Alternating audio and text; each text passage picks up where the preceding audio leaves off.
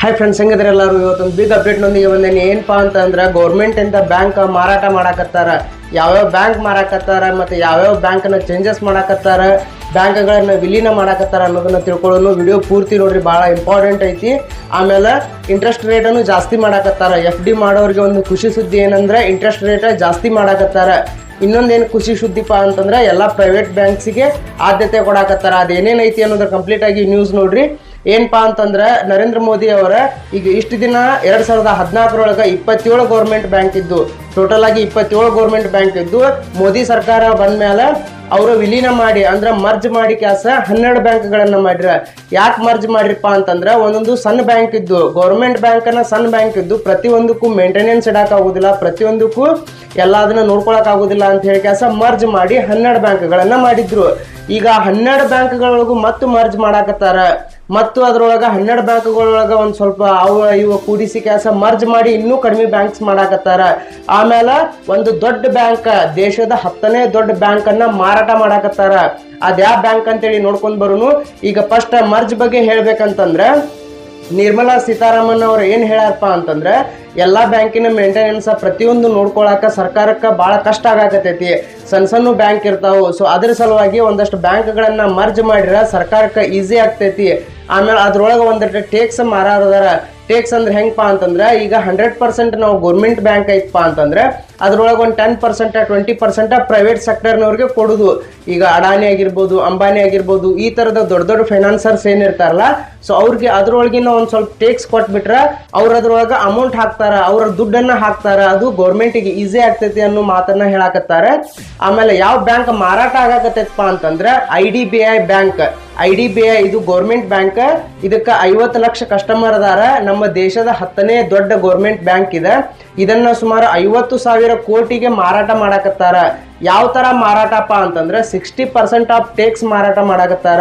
Only 40% take ಅಷ್ಟ government ಹತ್ರ ಇರ್ತೈತಿ. 61% ಟೇಕ್ ಏನಾಗ್ತೈತಿ ಅದ ಪ್ರೈವೇಟ್ ಸೆಕ್ಟರಿಗೆ ಹೋಗ್ತೈತಿ.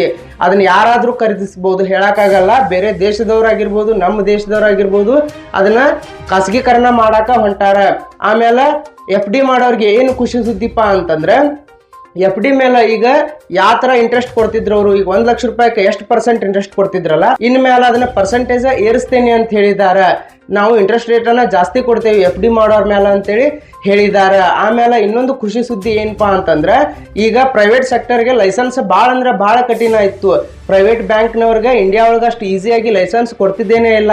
ಆಮೇಲೆ ಈಗ ಏನ್ ಡಿಸಿಷನ್ ತಗೊಳಕತ್ತಾರಪ್ಪ ಅಂತಂದ್ರೆ ಪ್ರತಿಯೊಬ್ಬರಿಗೂ ಈಗ ಪ್ರೈವೇಟ್ ಆಗಿ ನಾವು ಬ್ಯಾಂಕ್ ನಡೆಸ್ತೇವಪ್ಪ ಅಂತಂದ್ರೆ ಅವ್ರಿಗೆ ಈಸಿಯಾಗಿ ಲೈಸೆನ್ಸ್ ಕೊಡ್ಬೇಕಂತೇಳಿ ನಿರ್ಧಾರ ಮಾಡಿದಾರ.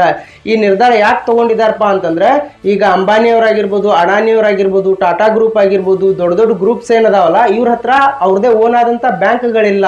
ಅವ್ರಿಗೂ ಕೂಡ ಲೈಸೆನ್ಸ್ ಸಿಗ್ತಾ ಇರ್ದಿದ್ದಿಲ್ಲ. ಅಷ್ಟು ಕಷ್ಟ ಐತಿ. ಈಗ ಯಾಕೆ ಸುಲಭ ಮಾಡಾಕತ್ತಾರಪ್ಪ ಅಂತಂದ್ರೆ ಇಂಡಿಯಾ ಒಳಗ ಲೋನ್ ತಗೊಳ್ಳೋರ್ ಪರ್ಸೆಂಟೇಜ್ ಡೇ ಬೈ ಡೇ ಜಾಸ್ತಿ ಆಗಾಕತ್ತೈತಿ. ಪ್ರತಿ ವರ್ಷನೂ 9 to 10% ಲೋನ್ ತಗೊಳ್ಳೋರು ಕ್ರಮ ಜಾಸ್ತಿ ಹಾಕೊಂತ ಹೊಂಟೈತಿ. ಸೊ ಪ್ರತಿಯೊಬ್ಬರಿಗೂ ಲೋನ್ ಸಿಗಾಕ ಗೌರ್ಮೆಂಟ್ ಕಂಟಿನ್ಯೂ ಲೋನ್ ಕೊಡಕ್ ಆಗುದಿಲ್ಲ. ಯಾಕಂದ್ರೆ ದೇಶದ ಆರ್ಥಿಕತೆನೂ ಕುಸಿತೈತಿ. ಅದ್ರ ಸಲುವಾಗಿ ಏನ್ ಮಾಡಾಕತ್ತಾರಪ್ಪ ಅಂತಂದ್ರೆ ಪ್ರೈವೇಟ್ ಸೆಕ್ಟರ್ನವ್ರಿಗೆ ಬ್ಯಾಂಕಿಂದ ಲೈಸೆನ್ಸ್ ಕೊಟ್ರೆ ಅವ್ರು ಎಷ್ಟೋ ಜನಕ್ಕೆ ಲೋನ್ ಕೊಡ್ತಾರ, ಅವ್ರು ಎಷ್ಟೋ ಜನರದ ಸ್ಯಾಟಿಸ್ಫ್ಯಾಕ್ಷನ್ಗೆ ಫುಲ್ಫಿಲ್ ಮಾಡ್ತಾರ ಅಂತ ಹೇಳಿ ಅವ್ರಿಗೆ ಬ್ಯಾಂಕಿಂಗ್ ಲೈಸೆನ್ಸ್ ಕೊಡಾಕ ಮುಂದ್ ಬರಾಕತ್ತಾರ. ಈ ಬಜಾಜ್ ಫೈನಾನ್ಸ್ ಆಗಿರ್ಬೋದು, ಅವ್ರಿಗೆಲ್ಲ ಬ್ಯಾಂಕ್ ಇದ್ದಿದ್ದಿಲ್ಲ.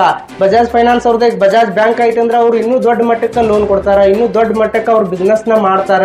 ಎಷ್ಟೋ ಜನಕ್ಕೆ ಈಗ ಪರ್ಸನಲ್ ಲೋನ್ ಆಗಿರ್ಬೋದು, ಹೋಮ್ ಲೋನ್ ಆಗಿರ್ಬೋದು, ಹೊಲದ ಮೇಲೆ ಲೋನ್ ಆಗಿರ್ಬೋದು, ಎಲ್ಲರಿಗೂ ಲೋನ್ ಸಿಗುದು ಈಸಿ ಆಗ್ತೈತಿ. ಈ ಉದ್ದೇಶಕ್ಕೋಸ್ಕರ ಖಾಸಗಿದವ್ರಿಗೂ ಲೈಸೆನ್ಸ್ ಕೊಡಾಕತ್ತಾರ. ಆಮೇಲೆ ಬ್ಯಾಂಕ್ ಯಾಕೆ ಮಾರಾಟ ಮಾಡಾಕತ್ತಾರಪ್ಪ ಅಂತಂದ್ರೆ ಎಲ್ಲನೂ ಸರ್ಕಾರಕ್ಕೆ ನಡ್ಕೊಳಕ ಭಾಳ ತೊಂದರೆ ಆಗ್ತೈತಿ. ಇದ್ರೊಳಗೆ ಒಂದ್ ಸ್ವಲ್ಪ ಟೇಕ್ಸ್ ಕೊಟ್ಬಿಟ್ರೆ ನಾವು ಅದರಿಂದ ದುಡ್ಡು ಗಳಿಸ್ಬೋದು. ಆಮೇಲೆ ನಮ್ಗೆ ತಲೆನೋವು ಕಡಿಮೆ ಆಗ್ತೈತಿ ಅನ್ನೋ ನಿರ್ಧಾರ ಮಾಡಾಕತ್ತಾರ. 2021 ನಿರ್ಮಲಾ ಸೀತಾರಾಮನ್ ಅವರು ಹೇಳಿದ್ರು ಇದನ್ನ ಮಾರಾಟ ಮಾಡ್ಬೇಕಂತೇಳಿ ಮಾಡೇವಿ ಅಂತೇಳಿ. ಬಟ್ ಈಗ ಫೈನಲಿ ಡಿಸೈಡ್ ಮಾಡಿಬಿಟ್ಟಾರ. ನವೆಂಬರ್ ಒಳಗ ಇದನ್ನ ನಾವು ಮಾರಾಟ ಮಾಡ್ತೇವೆ ಅಂತೇಳಿ ಆದೇಶ ನೀಡಾಕತ್ತಾರ. ಸೊ ಅದೇನಾಗ್ತೈತೆ ಅಂತ ನೋಡೋಣ. ಇಂಥ ಲೈವ್ ಅಪ್ಡೇಟ್ಸ್ಗಾಗಿ UK Bro ಚಾನಲ್ ಸಬ್ಸ್ಕ್ರೈಬ್ ಮಾಡ್ರಿ. ವಿಡಿಯೋ ಇಷ್ಟ ಆದ್ರೆ ಲೈಕ್ ಮಾಡ್ರಿ. ಮತ್ತೆ ಮುಂದೆ ಇಂಥ ಅಪ್ಡೇಟ್ ನೊಂದಿಗೆ ಸಿಗ್ತಿರ್ತೇನೆ. ಬಾಯ್.